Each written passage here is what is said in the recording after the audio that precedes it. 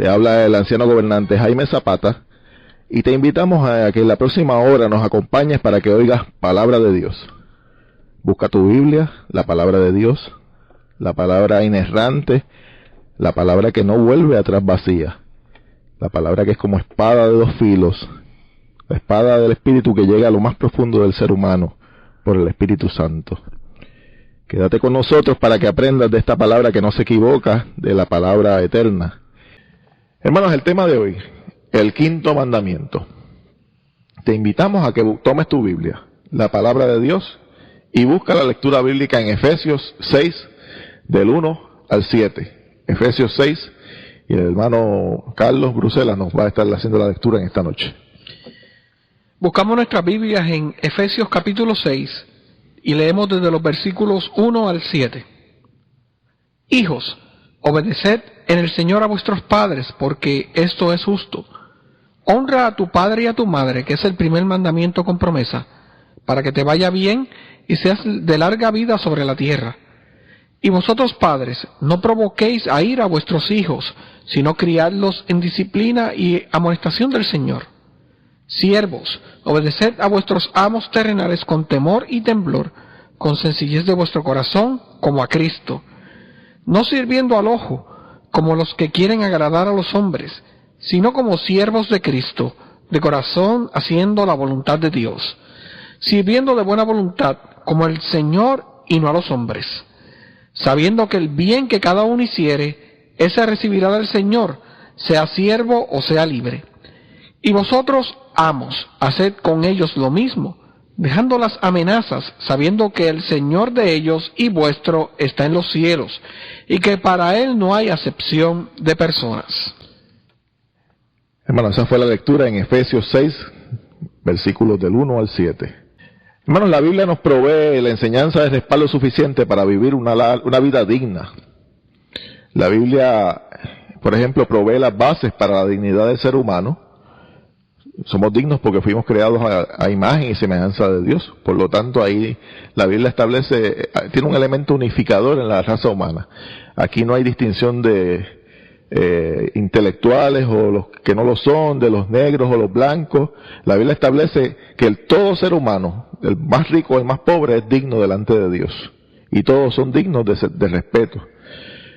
Podemos ver en los 10 mandamientos 2 tablas escritas por el dedo de Dios, en la que encontramos las bases para amar a Dios sobre todas las cosas, y la segunda tabla nos da las formas prácticas de cómo amar al prójimo como a uno mismo.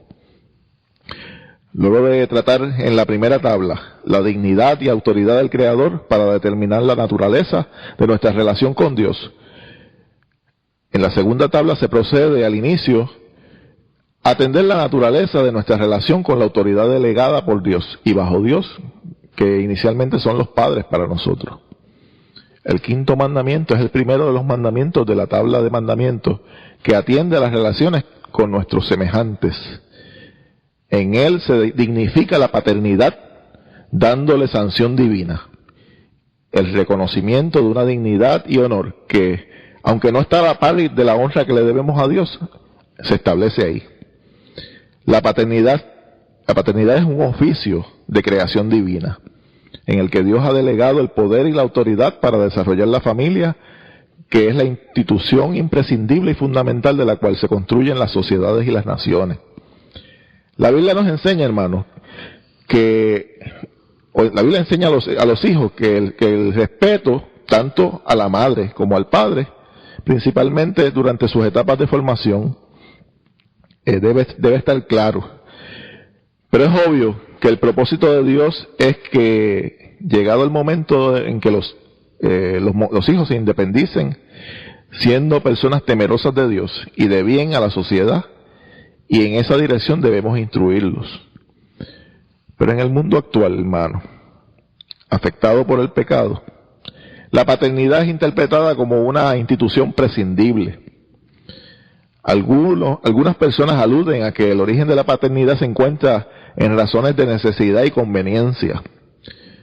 En las orígenes de la humanidad dicen, la autoridad paterna en su lucha en su lucha por la supervivencia, facilitaba perpetuar las destrezas y recursos que aseguraba la continuación de los desarrollos humanos.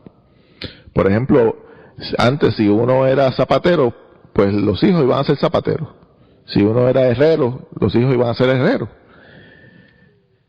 Para estas personas la utilidad de mantener la continuidad, para mantener la continuidad de tradiciones y costumbres que provocó que las religiones apelaran a la sanción divina como respaldo a la autoridad paterna. La gente se inventó la idea de que Dios veía con buenos ojos, según ellos, el que los hijos honraran a los padres. Esta interpretación, hermanos, es utilitaria, suena razonable al oído de los que no atienden la palabra de Dios. El problema es que si aceptamos las teorías humanistas, naturalistas, debemos aceptar también las conclusiones de que en la actualidad la institución paterna puede ser fácilmente sustituida por razones de conveniencia. Sobre este suelo arenoso es que hoy se fundamentan los que en una u otra circunstancia ven con agrado el origen de nuevas alternativas a la paternidad y a la familia. Para ellos la Biblia no es la regla infalible para atender los asuntos de fe y conducta, y no pueden ver la maldad que cubre esta forma de pensamiento. Con frecuencia escuchamos que se esgrime la frase: padre es el que cría, no el que procrea. Y ciertamente la función de crianza y enseñanza es importante para el oficio, pero el problema es que basado en esta premisa la sociedad y el Estado ha llegado a extremos que violentan la autoridad que solo Dios le da a los padres biológicos. ¿Qué tú crees, Carlito? Bueno, fíjate, es una cosa importante, interesante eso que tú mencionas. Por ejemplo, en términos de, ¿verdad?, la disciplina que se aplica en el hogar o que debe aplicarse en el hogar, vemos que en nuestra sociedad hoy día hay lo que se conoce como un desfase, ¿no?, de personas que abogan mucho por sus derechos. Y se habla mucho de los derechos de expresión y yo tengo derecho a esto, pero no se habla de los deberes. Los deberes nadie quiere cumplirlos.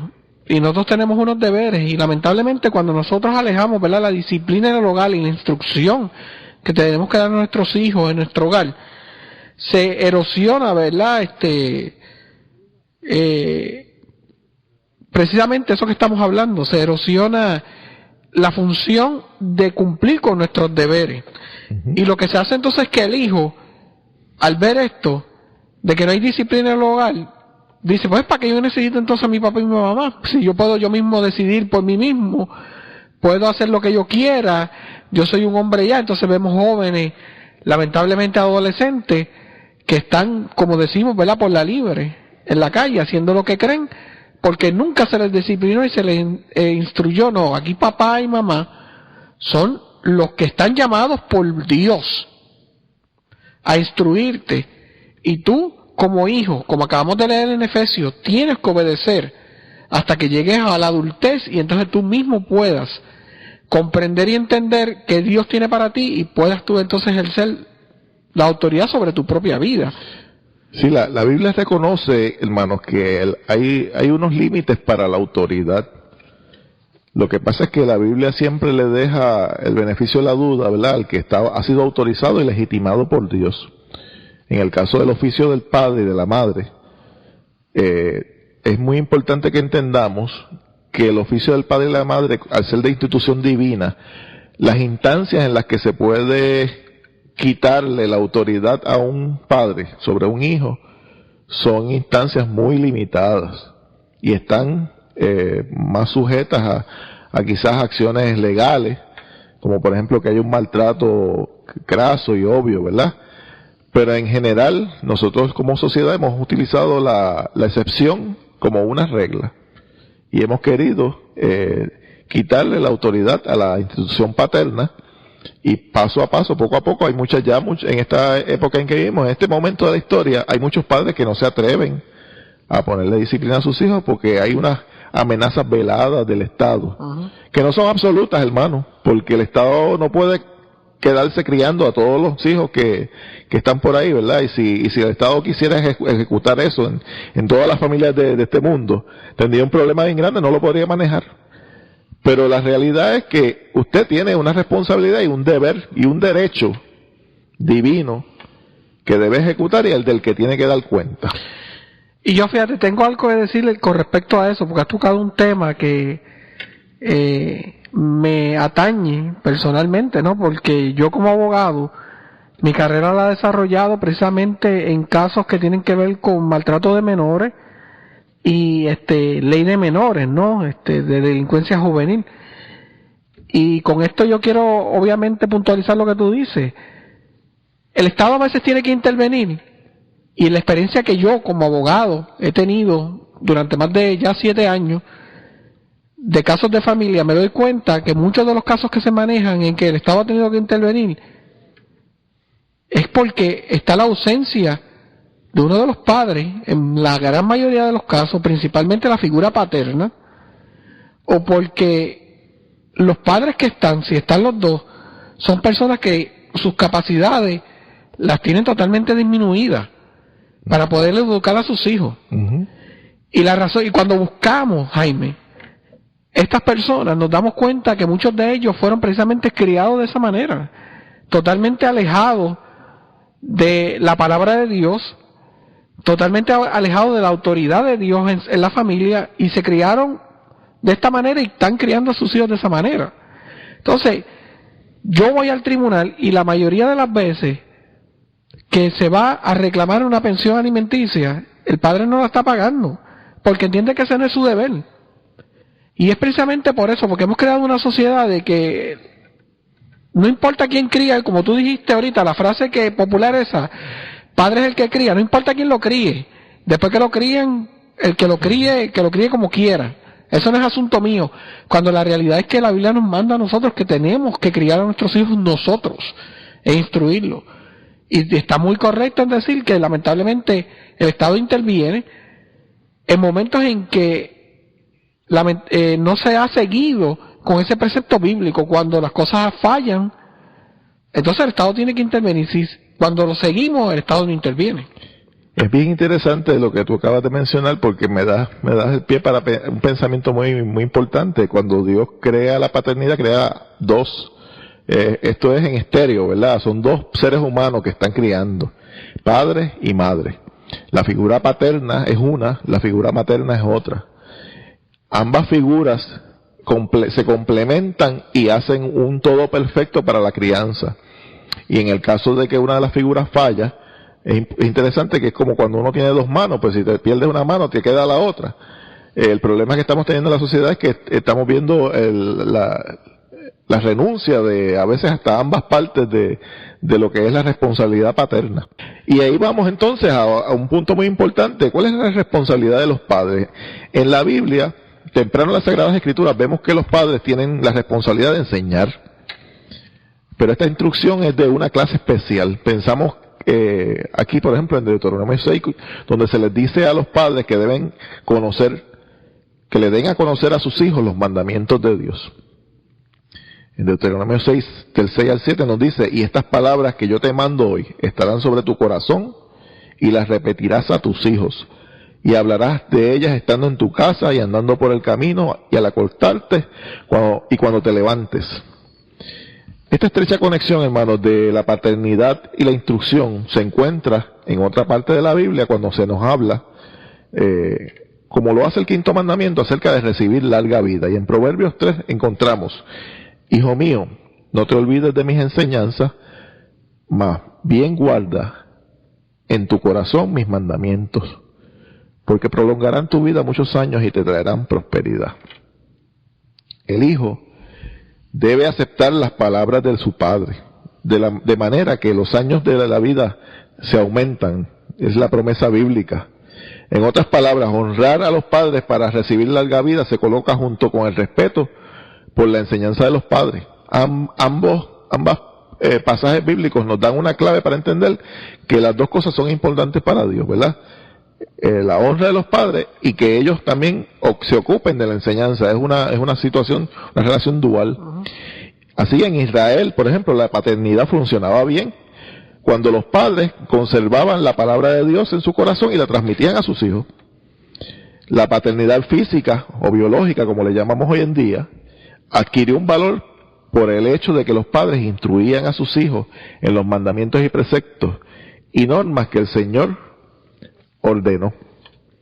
Los padres todavía desempeñan un papel importante en la transmisión de conocimiento y destreza que hacen que el hijo inexperto se vuelva competente para vivir en el mundo.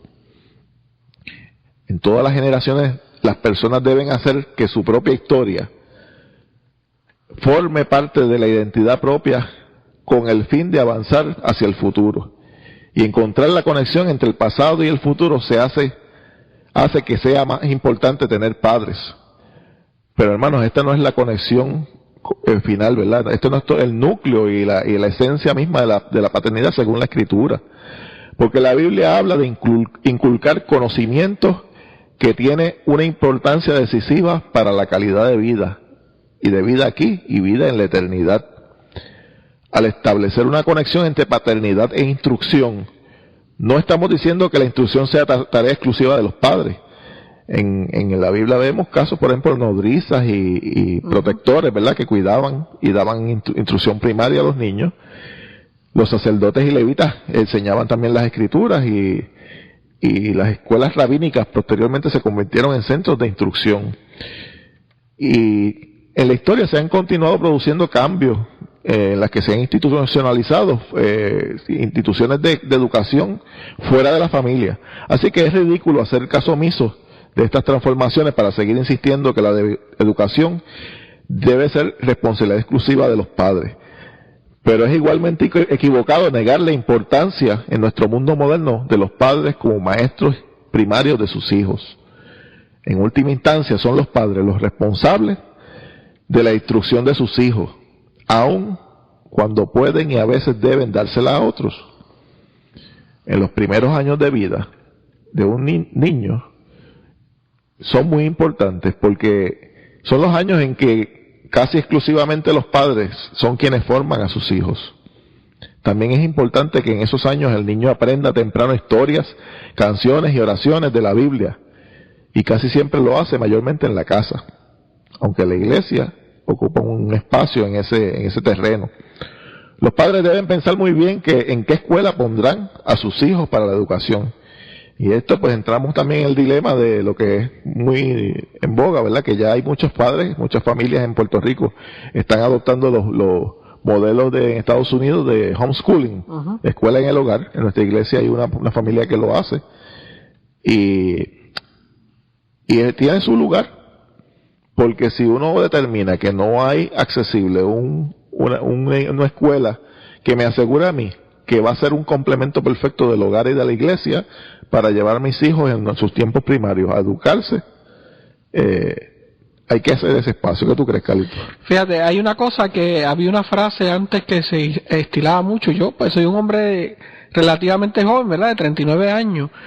Pero recuerdo que en los tiempos de mi papá me decía que cuando iban a la escuela, siempre se les decía, tienes que obedecer a los maestros o a tu maestra como si yo fuera el que te estuviera dando la clase y como si yo estuviera allí, porque se tenía, como tú dices, ¿verdad?, a esa persona como un educador más que iba a instruir al niño. Hoy día, pues lamentablemente vamos a mandar al muchacho allá pues para que esté desde las 8 de la mañana hasta las 3 de la tarde, lo que yo trabajo, y después yo voy y lo busco, si no va a buscarlo otra persona, y no tenemos realmente un interés más allá, o no pensamos que en la escuela es un lugar donde se debe, ¿verdad?, respetar.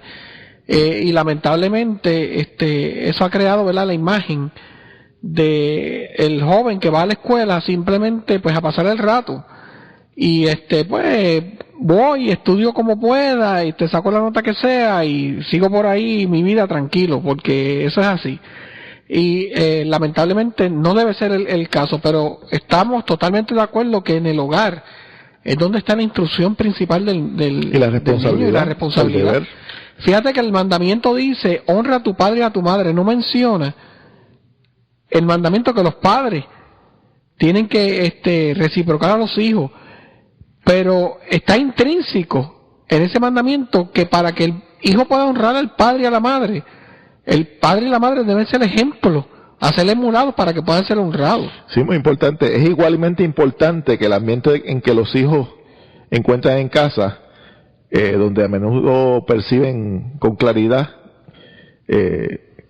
si lo que aprenden en la Biblia se pone o no en práctica.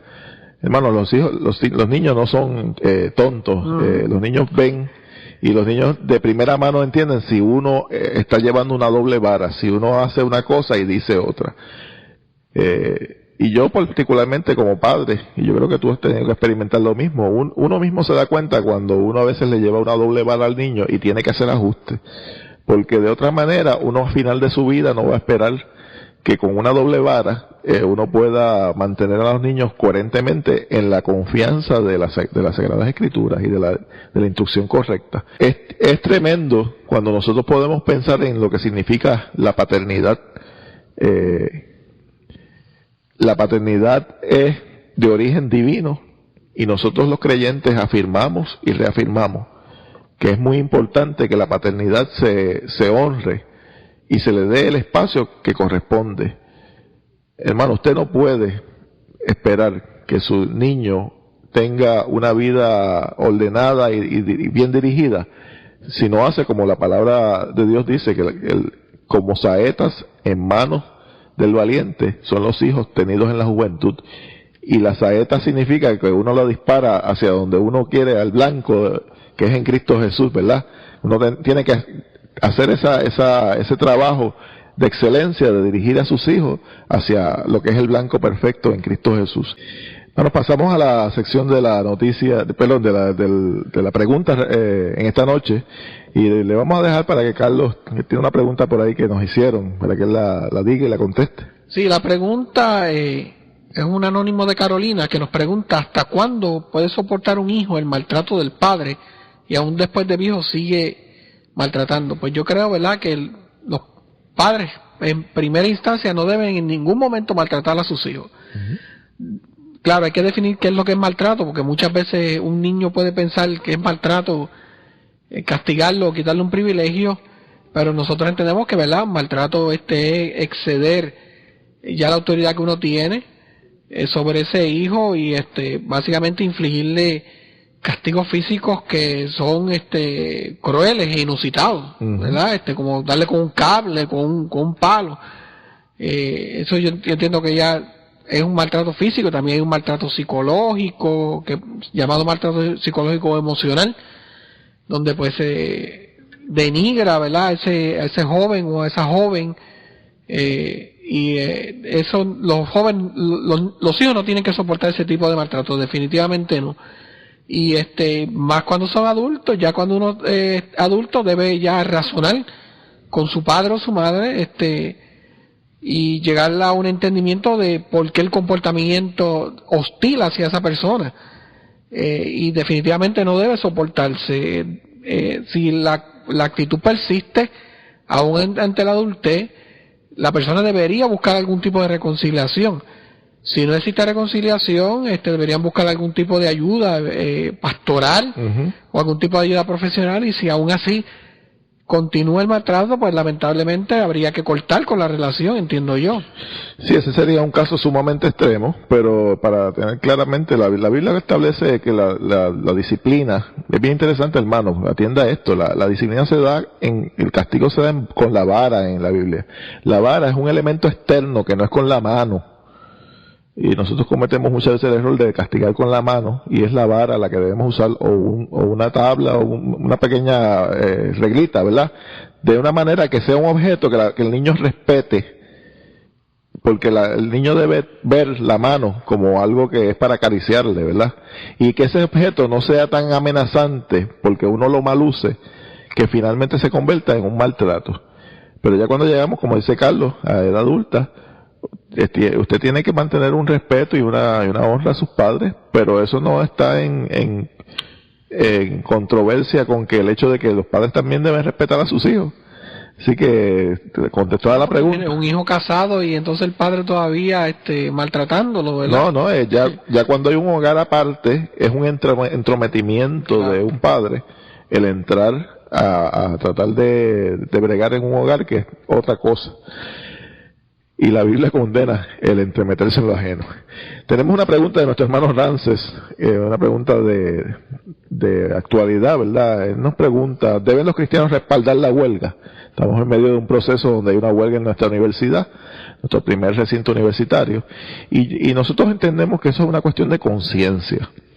La iglesia, en aquellas cosas que la Biblia le da espacio al creyente para actuar en su conciencia, no debe ejercer una labor limitante, pero sí debe ejercer una labor reguladora de qué tipo de participación es la que el creyente tiene, que no sea participación en la que se llega a unos extremos que la Biblia no respeta.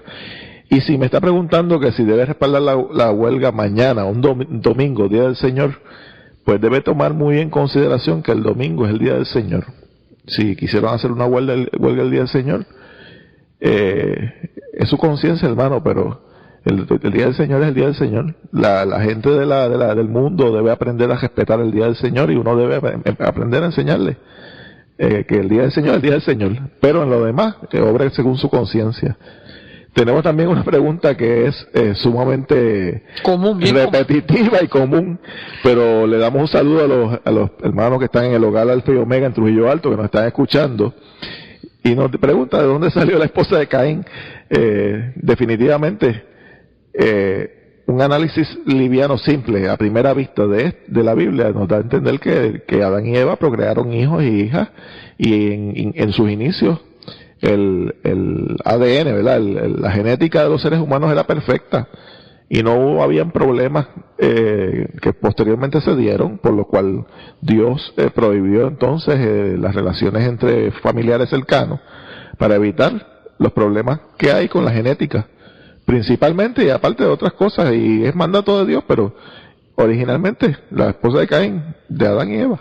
Y es interesante esa pregunta que siempre surge porque leemos el libro de Génesis por capítulo y establecemos una cronología bien estricta, como que pasó el primer capítulo e inmediatamente el segundo capítulo e inmediatamente el tercer capítulo, cuando por lo menos después de los 6 días de la creación, pasaron un tiempo después que Adán y Eva fueron expulsados del jardín del Edén, y Caín y Abel evidentemente eran adultos cuando Caín decidió matar a Abel, y por lo tanto podemos, ¿verdad?, colegir o llegar a la conclusión de que había pasado mucho tiempo y hay una probabilidad grandísima de que Adán y Eva pues procrearon muchos hijos además de ellos. Probablemente había hasta más de una generación ya en la tierra. Hermanos, volvemos al diálogo bíblico. Estamos en el tema, el quinto mandamiento. Pasamos a una sección de este tema, la paternidad y la libertad. En los 10 mandamientos se hace muy claro desde el origen que los 10 mandamientos tienen como primera línea de ataque el hecho de que Dios, el Dios de los cielos, liberó al pueblo de Israel de Egipto con mano fuerte. El alejamiento del concepto de autoridad bíblico nos aleja también de la libertad que resulta de la ley de Dios. Podemos ilustrar muy bien esta conexión entre el quinto mandamiento y la libertad con el de Deuteronomio 6. En ese pasaje, Israel recibe el mandato de inculcar profundamente a sus hijos todos los mandamientos de Jehová. Nos dice el Deuteronomio 6, del 20 al 25, mañana, cuando te preguntare tu hijo diciendo, ¿qué significan los testimonios, estatutos y decretos que Jehová nuestro Dios mandó? Entonces dirás tú a tu hijo, nosotros éramos siervos de Faraón en Egipto, y Jehová nos sacó de Egipto con mano poderosa. Jehová hizo señales y milagros grandes y terribles en Egipto, sobre Faraón y sobre toda su casa, delante de nuestros ojos, y nos sacó de allá para traernos y darnos la tierra que juró a nuestros padres. Y nos mandó Jehová que cumplamos todos estos estatutos y que temamos a Jehová nuestro Dios, para que nos vaya bien todos los días y para que nos conserve la vida, como hasta hoy. Y tendremos justicia cuando cuidemos de poner por obra todos estos mandamientos delante de Jehová nuestro Dios, como Él nos ha mandado. Estos mandatos planteaban interrogantes a los hijos. ¿Qué significan estos mandamientos y preceptos y normas? Podían ellos preguntarle a su padre. La respuesta se daba de una manera indirecta, no directa. Decía, el padre tenía que contestar la historia, o contarle la historia de Israel en Egipto y de cómo el Señor los había liberado. Y esa es la primera parte. Pero luego concluiría la historia. El Señor nuestro Dios nos mandó a temerle y a obedecer estos preceptos hasta para siempre, que nos vaya bien y sigamos con vida. Y así ha sido hasta hoy. Primero vino el Evangelio de la libertad. Y luego, más adelante, se nos muestra el camino para permanecer libres. El bienestar de Israel estaba vinculado con escuchar los mandamientos de Dios y obedecerlos, hermanos. Especialmente Israel, porque el pueblo de Israel se le había prometido una Canaán terrenal. Y hay una promesa que la vamos a chequear ahora. ¿Qué tú crees, Carlos? No, y es interesante, muchas personas dicen, no, pero es que Dios le prometió a Israel una Canaán terrenal, y es verdad, pero estaba sujeto a una condición de obediencia. Muchas personas pasan por alto eso. Dios no falló, la promesa de Dios no se incumplió, fue el hombre el que incumplió su pacto, ¿no? La parte en su pacto fue el que incumplió.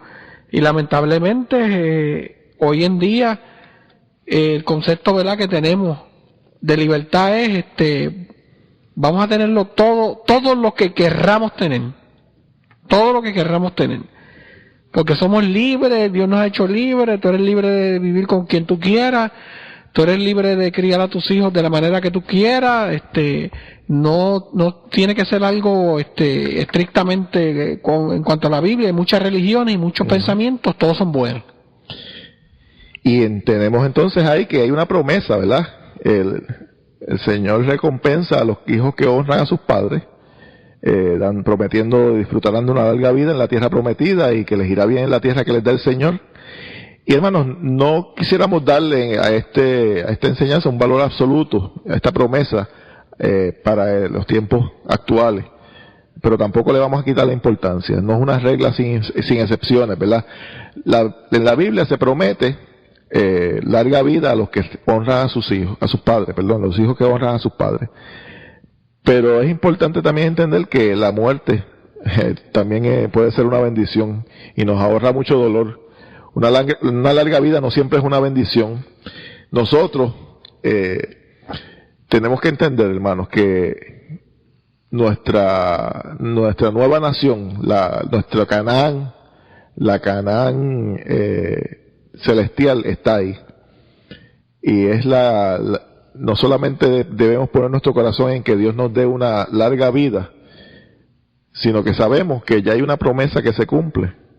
Que es que la piedad para todo aprovecha, pues tiene promesa para esta vida presente y para la vida venidera.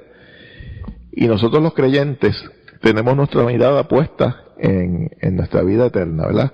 Hay una promesa de Jesucristo que en Él vamos a tener vida abundante. Si nosotros vivimos vidas que honren a nuestros padres, ¿verdad? Tenemos una bendición de parte de Dios de vivir una vida abundante, porque eso le da una dimensión diferente a la vida del creyente. Pero no debemos perder la perspectiva de que la promesa, aunque ahora tiene quizás otra perspectiva, ¿verdad? Una perspectiva más eterna, que es más completa en Cristo Jesús, es una promesa que está ahí para nosotros. Dios honra al que le obedece. Sí, la obediencia, ¿verdad?, es lo que Dios honra. Hay unos versículos en la Biblia sumamente interesantes. En Deuteronomio, por ejemplo, se castigó a un hijo por ser glotón y borracho y que desobedecía. Y lo interesante, Jaime, fíjate qué interesante, que el castigo no fue regañarlo o desterrarlo. El castigo fue la muerte. Sí, en el Antiguo Testamento los castigos a los hijos desobedientes eran terribles, por lo menos en sus inicios. Y por eso estamos hablando de la seriedad del asunto. Dios exige, estamos hablando de que es una cuestión pecaminosa desobedecer a tus padres. Y el padre también no instruirá a su hijo correctamente como mandato, porque si hay una dualidad, ¿verdad?, en el mandamiento. Si el hijo tiene que obedecer al padre, el padre tiene que darle un ejemplo claro y correcto. Y ese debe ser nuestro norte, hermano. Amigo y hermano, en esta noche te damos las gracias por atender a nuestro programa y te invitamos a que continúes con nosotros en la serie de programas que la semana que viene continuará. Y Dios te bendiga.